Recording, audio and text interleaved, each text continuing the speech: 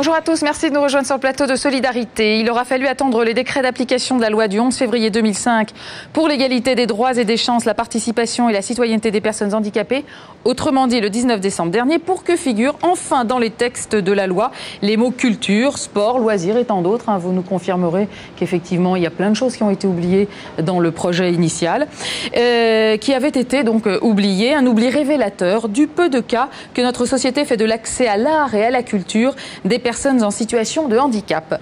Pourtant, les initiatives fleurissent ici et là et les associations dédiées à cette juste cause font preuve d'une détermination et d'une imagination exemplaire que nous saluons aujourd'hui dans Solidarité. J'ai donc le plaisir d'accueillir Monsieur André Fertier, bonjour. Bonjour.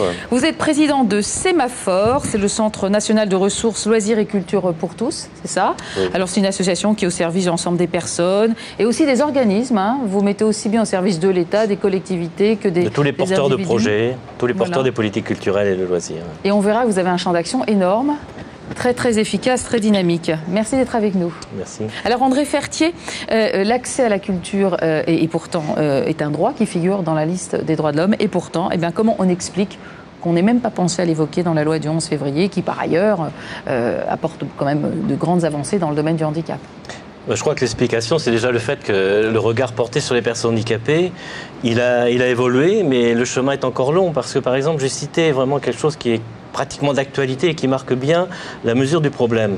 Est-ce qu'on imagine en France qu'un ministre de la Culture puisse dire, par exemple, il y a une partie de la population, 1 million de personnes, qui, pour aller prendre des cours de danse, doivent aller voir des jardiniers? On a quand même, en effet, il y a quelques mois, c'est dans un discours, donc ça a été écrit, c'est dans le discours du programme national Alzheimer. On a un ancien ministre de la Culture qui est Philippe Douste-Blazy, qui a écrit comme seul exemple de bonne pratique dans ce programme national, c'est un programme de portée nationale qui touche près d'1 million de personnes. Il a écrit des activités d'art plastique animées par des psychologues, des infirmiers, des aides-soignants et des psychomotriciens.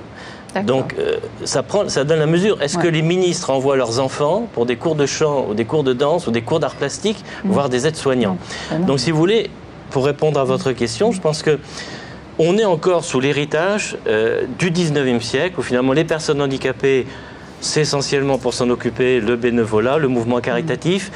Parfois, les animateurs aussi, quand même. Parfois, en effet, pour les loisirs et la culture, c'est plutôt l'aide sociale, l'action sociale, donc ou sanitaire, avec des aides-soignants qui mènent parfois des activités de manière remarquable. Parce qu'en effet, on peut trouver des aides-soignants qui se trouvent passionnés depuis 20 ans pour les arts plastiques, par exemple, qui peuvent animer, dans certains cas, avec talent, des activités. Mais est-ce qu'il est normal qu'on indique sur le plan d'une politique nationale qu'une partie de la population, pour leurs activités culturelles, releverait de gens qui ne sont pas formés, qui ne sont pas professionnels de la culture. Donc on est encore sous cet héritage. Alors où est-ce que situe le problème? Est-ce que la société sait se doter des moyens nécessaires justement à la mise en œuvre de cet accompagnement des personnes? Il y a une espèce de grande flemme généralisée, il y a un tabou, on a peur que ça coûte cher? Alors non, je ne crois pas. C'est pas qu'on ait peur que ça coûte cher. Je pense que c'est vrai que dans certains cas, c'est très compliqué de rendre accessible l'œuvre culturelle, des activités de danse pour une personne, par exemple, tétraplégique. Mais en fait, ce qui est formidable, et ça, c'est ce qu'on s'est rendu compte dans le travail, notamment de Sémaphore, de ce Centre national de ressources, c'est que quand on a fait l'état des lieux des ressources, on constate que le problème ne se situe pas au niveau des handicaps des personnes. Et on le voit d'ailleurs, comme dans le travail avec Moussa Yazid, par exemple, dans le domaine du spectacle, mais on le voit que, et des artistes célèbres ont montré depuis des années, que c'est pas le handicap le problème. Django Reinhardt avait 2 doigts de la main gauche paralysés, David Toul, qui est un danseur qui n'a pas de jambes, qui fait une carrière internationale, etc. Frida Kahlo, qui a peint une grande partie de son œuvre depuis son lit d'hôpital.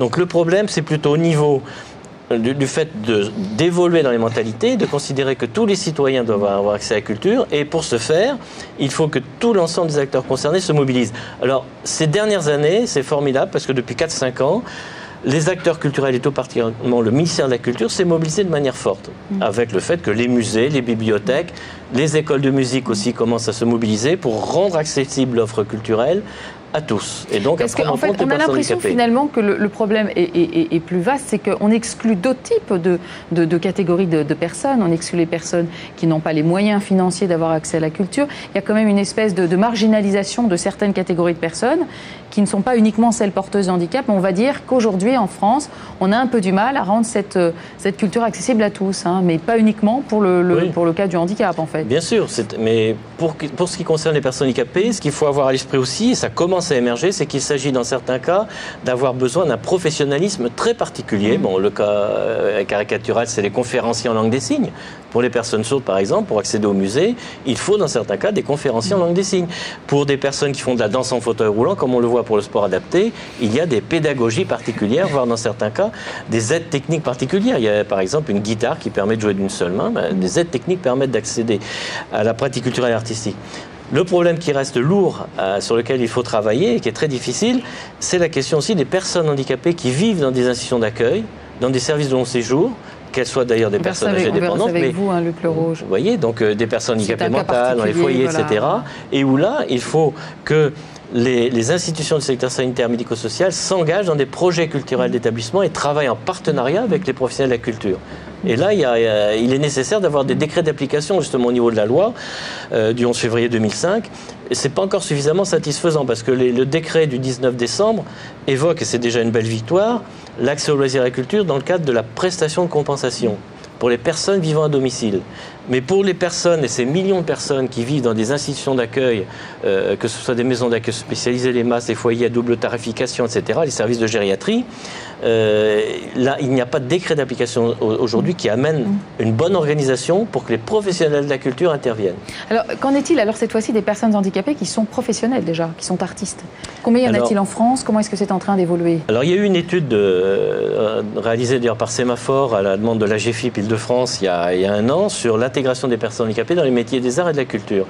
Et on a vu déjà que les structures existantes pour l'aide à l'emploi des personnes handicapées n'ont pas de repères du maire général sur les métiers de la culture. Très peu. Alors encore moins sur les questions qui concernent l'accès aux pratiques artistiques et culturelles au niveau professionnel pour les personnes handicapées. Alors les solutions, elles existent. C'est-à-dire qu'il faut déjà développer, savoir quels besoins en compensation. C'est-à-dire par exemple, je prends un exemple tout bête, quand vous êtes aveugle, déjà pour vous déplacer dans le métro, ça peut être la galère, mais si vous devez porter votre violon et que vous risquez de le casser, vous risquez de vous le faire voler, etc. Donc on voit qu'il y a des problèmes particuliers de besoins en compensation. Bon, pour accéder, donc aussi, c'est le cas des plasticiens, par exemple, pour les problèmes d'accrochage dans une galerie, ils ne sont pas en égalité des chances par rapport à un plasticien valide. Donc il faut repérer, mesurer tous les besoins en compensation et faire fonctionner les dispositifs qui d'ailleurs existent déjà. Il y a déjà des dispositifs légaux bien sûr, parce que les dispositifs qui existent pour celui qui est accidenté, enfin qui est handicapé, qui veut être boulanger, qui veut être instituteur, on connaît les besoins en compensation, on connaît comment les financer. Donc il y a des mesures d'ordre général. Et pour les métiers des arts et de la culture, ce qu'il faut en effet, c'est développer ces outils pour mesurer les besoins en compensation et mettre en jeu les dispositifs de financement qui existent. Enfin, cela dit, on a parfois l'impression que ces personnes qui sont artistes handicapés sont un peu victimes d'une double peine, parce qu'aujourd'hui, c'est vrai, parlons du sort des intermittents du spectacle, que vous connaissez bien, oui, c'est un petit peu délicat en ce moment, c'est le moins qu'on puisse dire, pour les artistes qui veulent se faire entendre. Et alors, quand en plus vous êtes handicapé, on s'imagine le fardeau que ça doit représenter. Tout à fait. Et pourtant, il faut continuer à lutter dans ce sens-là, parce qu'il y a quand même des mouvements qui vont dans le bon sens. Tout à fait, mais je pense qu'il ne faut pas non plus dire, du coup, c'est tellement dur, donc on ne va rien faire pour les personnes handicapées.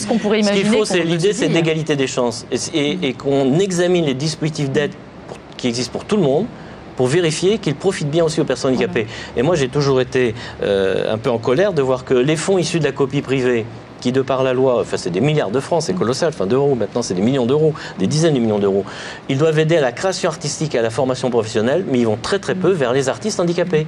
Parce que les organismes gestionnaires de ces fonds n'ont pas la connaissance, n'ont pas l'expertise nécessaire pour savoir quels sont les besoins des artistes handicapés. Et heureusement que vous avez effectivement un organisme qui se prête aussi à la grande information, à la diffusion vraiment de la réalité aussi légale de ce qui existe. Nous sommes là pour aider ces organismes aussi, et notamment aussi les villes dans leur politique culturelle, et nous le faisons avec la ville de Paris, la ville de Bourges, de Tours.